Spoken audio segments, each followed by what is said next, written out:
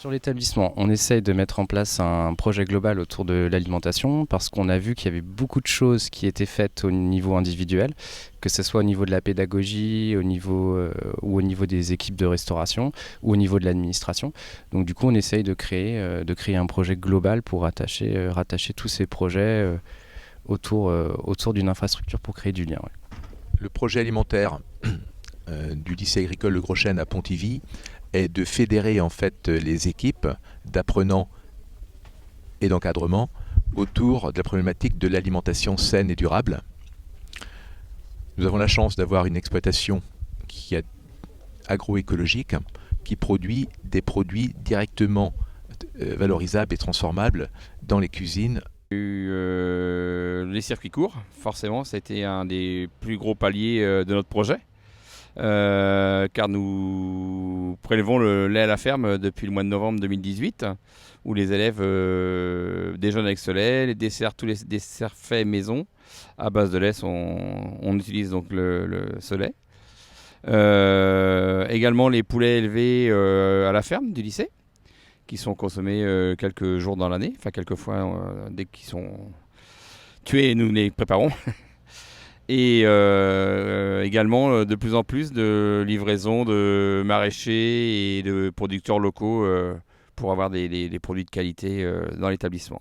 Ils essayent de valoriser le local, nous faire connaître un maximum de produits.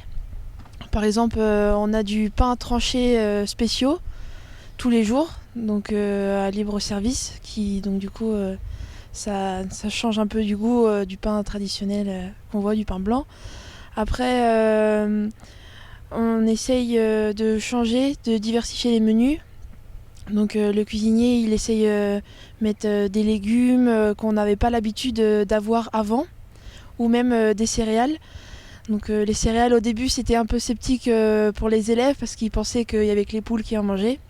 Et puis au final, au fur et à mesure, il a forcé et gardé l'envie de faire ça. Et ça a fonctionné et maintenant on mange de plus en plus de tout et c'est plus important. Le projet, en fait, c'était de réaliser ce qu'on appelle l'opération Kick à farce. Sachant que l'idée, en fait, de départ, est venue, en fait, de la chef de restauration qui avait émis une idée, en fait, auprès de Clément Sevestre, le directeur d'exploitation, c'est-à-dire mettre les élèves à récolter des légumes et venir les cuisiner. Et donc, du coup, en fait, quand elle a eu cette première approche et qu'on a eu la première réunion sur les synergies pédagogiques et éducatives, l'idée c'était, on reprend effectivement le Kick à farce, mais on en fait quelque chose de plus global. Ce qui aboutit au final à 4 étapes, l'étape de la conception, l'étape de la mise en œuvre, de la commercialisation et de la communication, avec à chaque étape des enjeux, des questions à se poser. Pendant une semaine entière, on a trié, tout le compostage a été trié, enfin le tri à la table. Tout a été réparti, donc il y avait les entrées, le plat, la viande, poisson, les légumes, pour savoir d'où venait vraiment le gaspillage, où est-ce que c'était le plus gaspillé pour pouvoir le réduire et après par la suite mieux le composter pour que nous on comprenne mieux où est-ce que ça va. Parce qu'au tout début du compostage, on savait que tout a été mélangé et qu'au final il n'y avait rien qui était fait. Donc les élèves ne le faisaient pas, ils ne voyaient pas l'utilité. Et après, du coup, grâce au copil, et nous on a pu mettre en lien le copil avec les élèves pour leur montrer le projet et dire que c'est quelque chose que si nous en tant qu'élèves on ne fait pas, bah, par la suite ça ne pourra pas évoluer.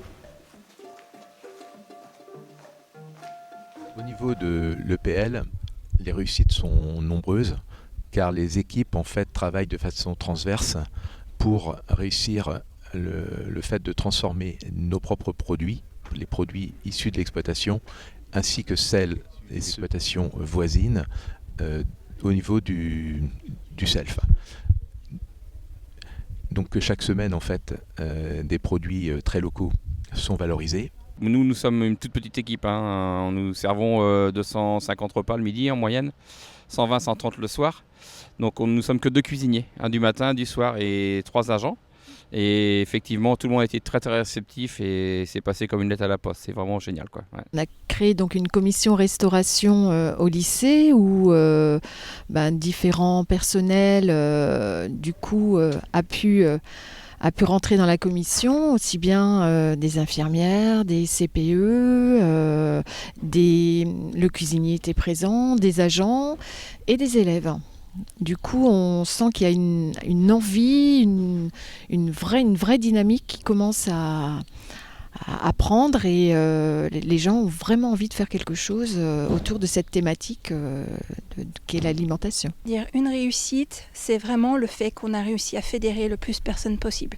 C'est-à-dire que là, on s'est retrouvé avec les 7 classes, c'est-à-dire la moitié de l'établissement, plus la section euro, plus les profs, l'équipe administrative, les agents, les parents, les producteurs finalement, le directeur d'exploitation, tous au final, au travers... à travailler sur ce fameux projet et bon, clairement moi c'était quelque chose que je voulais avoir aboutir parce que j'avais été un petit peu échaudée du fait que dans Plaisir à la cantine j'avais pas réussi à créer le lien avec tout ce petit monde et au final oui c'est ma satisfaction. Alors au niveau des difficultés qu'on pourrait avoir, ça serait que du coup ce projet global, de ce projet global on n'arrive pas à inclure correctement les élèves et qu'on crée encore un projet supplémentaire qui s'ajoute à côté des autres projets, qu'on perde un petit peu le fil. L'idée, c'est vraiment de garder l'élève au centre du projet pour qu'il s'approprie du coup la restauration scolaire au jour le jour, quoi, et que ça soit pas un projet supplémentaire à la carte, quoi. Ça serait ça la plus grosse difficulté, je pense, passer au travers du truc. Alors la grosse difficulté, c'est peut-être parce que justement, comme on a pris le projet en cours de route, c'était de mobiliser du monde autour. Parce que en théorie, sur le papier, ça fonctionne très bien. Mais quand on arrive et qu'on est confronté aux équipes pédagogiques qui ont déjà leur programme d'établi à l'année, on essuie pas mal de refus quand même avant de se voir des équipes qui acceptent finalement de jouer le jeu et de dire ah ouais, finalement ça me paraît super bien ton projet et ouais, on va y aller. Et à chaque fois, chaque étape, on avait des classes différentes avec des professeurs. Au stade de la conception, par exemple, des élèves, en principe, l'idée c'était qu'ils se posent des questions sur l'économie, sur le choix des fournisseurs. L'étape de la mise en œuvre, c'était une étape, on va dire, plus concrète où là, les élèves allaient sur l'exploitation. Récolter, établir revoir l'itinéraire de culture avec Clément Sevès, le directeur d'exploitation, la prof évidemment qui était là pour encadrer. Et l'idée c'était, on les prend les légumes, on va les cuisiner, on fait la pluche et on les prépare. Et si on les prépare, oui, on les prépare en cuisine, mais il y a derrière des règles d'hygiène, HACCP aussi à respecter, ce qu'on appelle le plan de maîtrise sanitaire.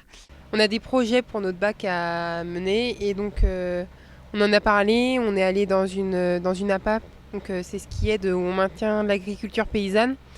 Et donc là, on est censé faire un exposé cette semaine ou la semaine prochaine pour en parler plus ouvertement. Et on a emmené une quinzaine d'élèves avec nous sur le site pour leur montrer. Et on a travaillé beaucoup sur l'alimentation, l'environnement, ce qui était important pour nous cette année. Moi, donc, dans ma formation, on a des heures précises attribuées pour ça. Donc, c'est un EIE gaspillage alimentaire qu'on fait avec Erwan Bariou et qui est consacré à d'où vient le gaspillage, combien ça nous coûte et comment le réduire et comprendre pourquoi il y en a. Dans le cadre de notre campus, nous avons la chance d'avoir une école d'infirmières, un IUT de transformation agroalimentaire, et tout le monde mange dans le même self, ce self qui est porté par le lycée agricole.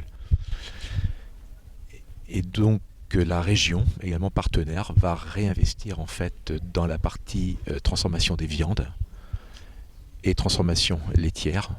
Et donc nous aurons la chance d'avoir des yaourts et des fromages distribués au self dès 2020. En fait, toutes les difficultés qu'on a pu avoir cette année, c'est déjà programmé, c'est d'inscrire dans les réunions de filière pour l'année prochaine et dans le programme pédagogique le projet alimentaire en tant que tel. C'est-à-dire que le projet Kikafars, alors il ne sera peut-être pas redéployé de la même manière, mais c'est de le réinscrire pour qu'on ne soit pas confronté aux mêmes difficultés de temps, de personnes, de matériel, de logistique. Enfin, tous ces aspects-là, en fait, devraient être levés par le biais qu'on le mette directement dans le programme pédagogique d'office. Après, il y a une deuxième chose, c'est l'inscription, enfin, c'est les partenaires, tout simplement. Si on est la difficulté que j'ai eue là par rapport aux déchets, si Morlaicom nous accompagne comme j'aimerais qu'ils nous accompagnent, sachant que j'ai déjà fait une première approche auprès d'eux, et qu'ils sont partis dans des logiques de zéro déchet et défi famille, et que j'essaie de le mettre en place ici en tant que test sur l'établissement, pour moi, ce sera une opération réussie. La suite du projet, c'est d'être le plus perfectionniste possible. Je sais qu'avec la région Bretagne, il y a la charte de qualité qui vient d'être établie, où moi j'ai commencé à la lire. Par exemple, pour un salade bar, il faut au moins 3 entrées faites maison. Donc on y est déjà, nous, sur des points comme ça. Donc je pense que ce projet-là, via la région, va vraiment être un soutien. Moi, la perspective que je vois, c'est vraiment que ce qui est vu d'un point de vue théorique, qui respecte les référentiels, puisse donner sens au quotidien à nos jeunes, en fait. Que l'acte de consommation devienne pour eux quelque chose de naturel. Enfin, j'aimerais qu'ils se projettent en tant que futur consommateur, le consommateur de demain. Voilà, que ce qu'ils voient d'un point de vue théorique en cours puisse les former à des futurs citoyens de demain, en tant que consommateurs responsables.